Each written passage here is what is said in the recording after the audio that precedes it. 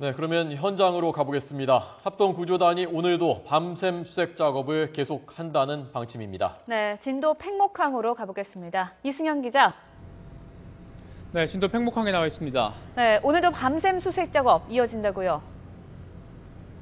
네, 날씨 상황만 허락한다면 오늘도 어제와 마찬가지로 이 밤새 야간 수색 작업을 진행하겠다는 것이 해군과 해경의 방침입니다. 이에 따라서 2시간 전인 저녁 6시부터 오늘도 이 조명탄의 도움을 받아서 사고해역 인근에서는 야간 수색 작업이 본격적으로 시작이 됐습니다.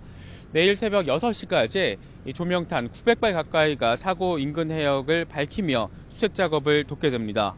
이와는 별도로 야간 수색을 위해서 오징어 채낚기 어선 9척이 동원됐습니다. 하지만 현재 사고 해역에는 파도 높이가 1.5에서 2m에 달해서 채낚기 어선이 세월호 인근으로 접근하기는 어려울 것으로 보입니다. 채낚기 어선에는 집어등 수십 개가 달려 있어서 이 대낮같이 밝은 빛을 비출 수가 있는데 이 규모가 좀 작습니다. 이에 따라서 날씨만 허락한다면 야간 수색에는 상당한 도움이 될 것으로 보입니다. 야간 수색에서도 3층, 4층으로 진입할 수 있느냐, 이것이 제일 중요한 문제 아니겠습니까?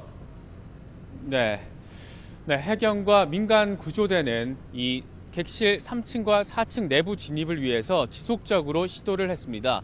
이 3, 4층의 경우에는 학생들의 객실이 몰려있는 곳으로 전해졌기 때문에 이곳에 생존자들이 갇혀있을 가능성이 상대적으로 높기 때문입니다. 어제 저녁에 제 3층 갑판까지는 진입하는 데 성공했지만 3층 내부로는 들어가지 못했습니다. 오늘 새벽에도 4층에 도달해서 이 객실 유리창을 깨고 들어가려고 했지만 역시 실패했습니다. 이후 오늘 오후 5시 정조 시간에 맞춰서 해경 잠수부 50여 명이 3개 지점에서 선체 진입을 시도했지만 실패한 것으로 전해졌습니다. 어제 처음 선체 진입에 성공한 뒤에 선체 3, 4층 내부로는 전혀 진입하지 못하고 있는 겁니다. 이에 따라 해경은 오늘 야간 수색 작업에서도 3, 4층 내부 진입을 지속적으로 시도할 것으로 보입니다. 특히 밤 11시 유속의 흐름이 멈추는 정조 시간에 집중적으로 또다시 내부 진입을 시도할 것으로 전망됩니다. 네, 선체에 공기를 주입하는 작업은 어떻게 진행되고 있나요? 네, 공기 주입 작업, 이 수압의 문제가 우려가 돼서 어제 저녁에 중단이 됐습니다. 오늘 오전에 이 공기 주입 작업을 재개하기 위한 시도가 계속 이어졌지만 역시 날씨 요인으로 인해서 제대로 진행되지 못하고 있는 상황입니다. 이런 가운데 해군이 선체가 더 이상 가라앉지 않도록 하기 위해서 설치해왔던 리프트백이라고 불리는 공기 주머니 설치 작업 역시 중단됐습니다.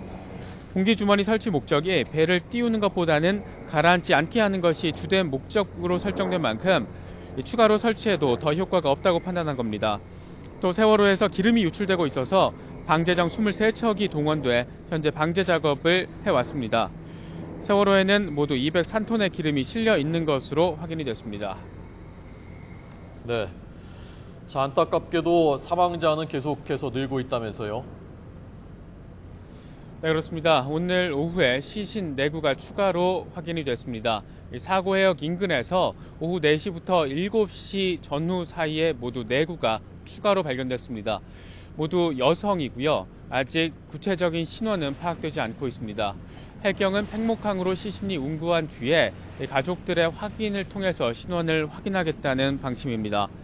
이에 따라 세월호 침몰사고 사망자는 모두 33명으로 늘게 됐습니다.